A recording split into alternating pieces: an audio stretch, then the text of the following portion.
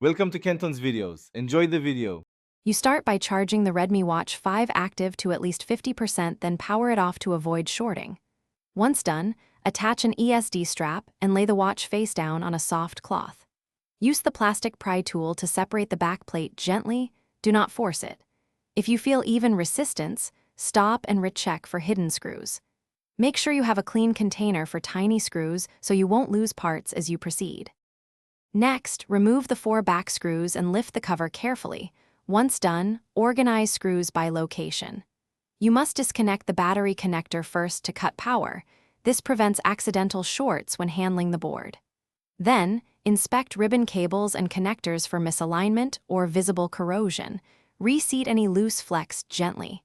If a connector clicks when reseated, that's a good sign. Make sure to examine the display and charging contacts for dirt or bent pins that often cause failures. For final repair, replace the defective component, battery or display, with an OEM-compatible unit and align connectors precisely. Use minimal force.